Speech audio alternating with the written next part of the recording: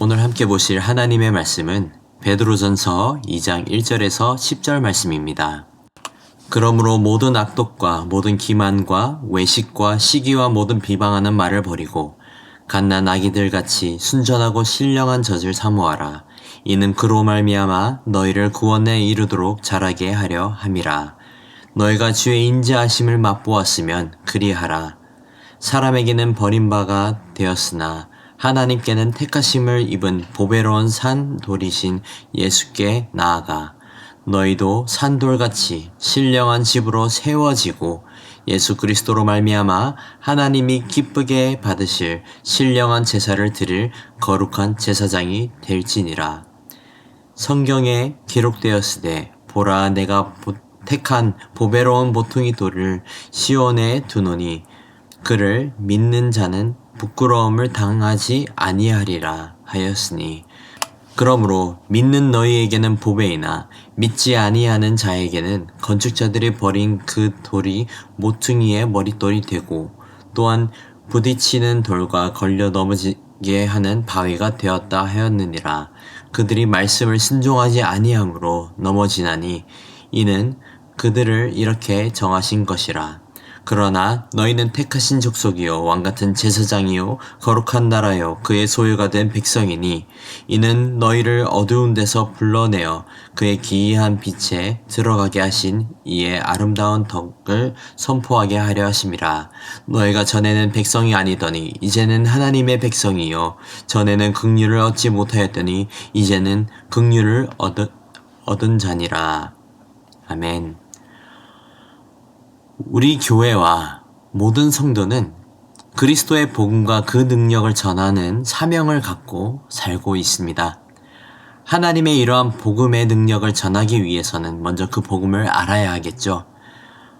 우선 먼저 복음을 맛본 사람만이 복음을 전할 수 있는 것입니다. 맛집이 진짜 맛집인지 알기 위해서는 직접 가서 먹어보는 것만큼 확실한 방법은 없습니다. 그렇기 때문에 교회는 이 복음의 능력을 전하기 위해 남녀노소 어린아이부터 장성한 어르신들에게까지 말씀으로 가르치고 전하고 있는 것입니다. 오늘 본문은 복음을 받은 그리스도인이 어떠한 자세와 마음으로 세상 가운데서 살아가야 하는지를 전해주고 있습니다. 오늘 본문에서는 베드로가 그리스도인들에게 주의할 점들을 가리키며 행동 요령을 전하는 듯한 말씀을 전하고 있습니다. 1절, 2절입니다. 그러므로 모든 악독과 모든 기만과 외식과 시기와 모두 비방하는 말을 버리고 갓난 아기들 같이 순전하고 신령한 젖을 사모하라. 이는 그로 말미암아 너희로 구원에 이르도록 자라게 하려 함이라. 모든 악한 것을 버리고 신령한 젖을 사모하라고 베드로가 말하고 있습니다. 여기서 사모하라는 말씀은 단순히 구하라는 의미가 아니라 간절히 원하라는 의미가 됩니다.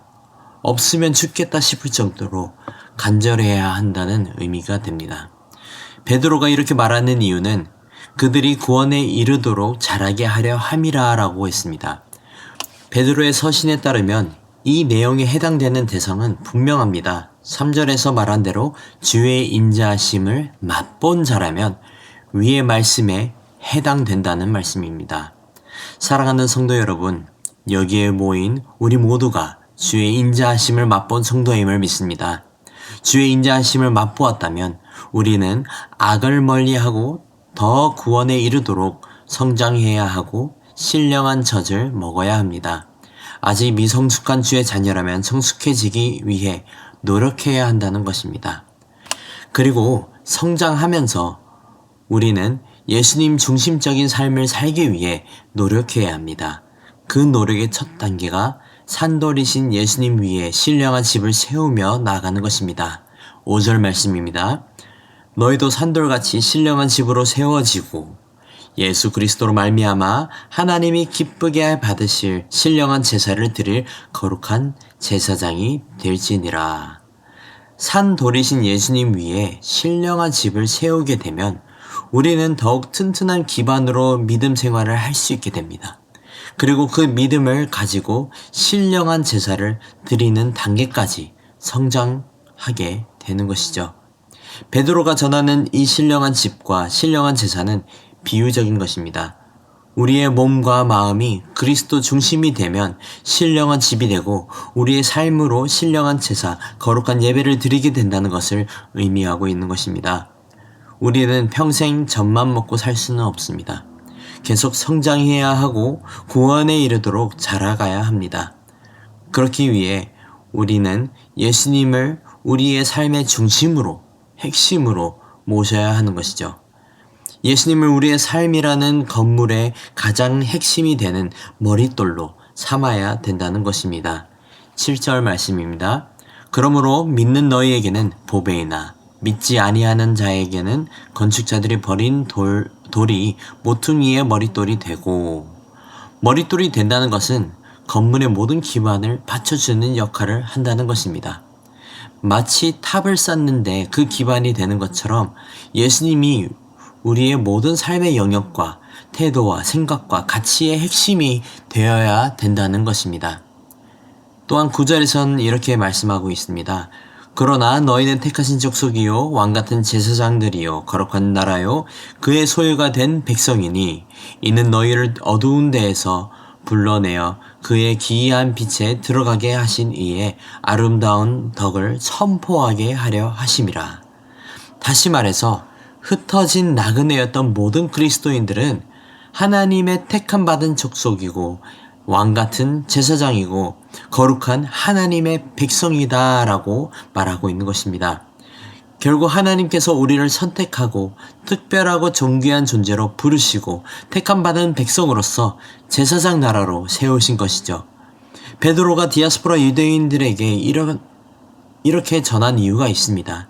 10절을 보시면 베드로는 우리가 이제는 하나님의 백성이고 국류를 얻었기 때문에 이러한 제사장의 삶을 살아야 한다고 전하고 있는 것입니다. 10절입니다. 너희가 전에는 백성이 아니더니 이제는 하나님의 백성이요 전에는 국류를 얻지 못하였더니 이제는 국류를 얻은 자니라. 말씀을 맺겠습니다.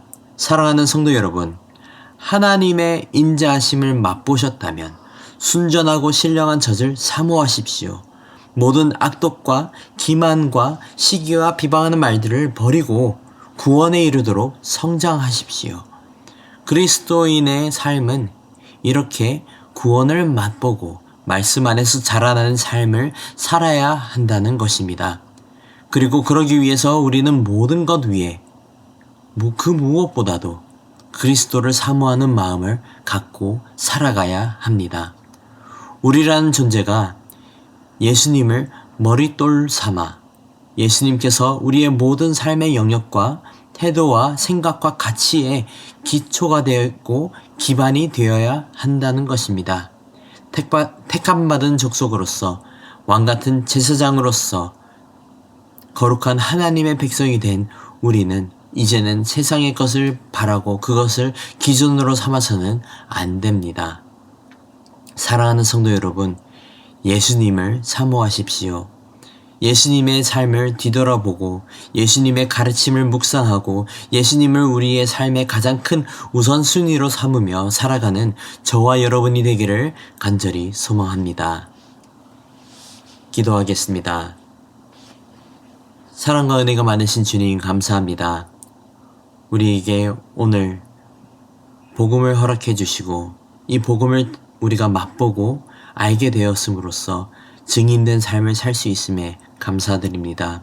아버지, 우리가 이제는 단순히 구원받은 성도로서만 있는 것이 아니라 점차 구원받은 성도에 걸맞는 삶을 살 수 있도록 주님, 우리를 인도하여 주시옵소서.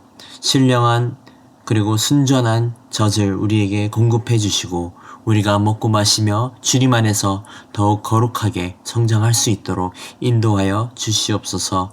우리의 부족함과 연약함을 주님 앞에 내려놓사오니 주님께서 주관하여 주시옵고 주님께서 주인 되셔서 우리의 삶을 주님께서 기뻐하시는 제사장의 삶이 되게 하여 주시옵소서. 감사합니다. 이 모든 말씀 살아계신 우리 주 예수 그리스도 이름으로 기도드리옵나이다. 아멘. 이 시간 말씀을 붙들고 기도하시면서 주간 기도 제목으로 환우들과 섬김 사역들을 위해 기도하시겠습니다.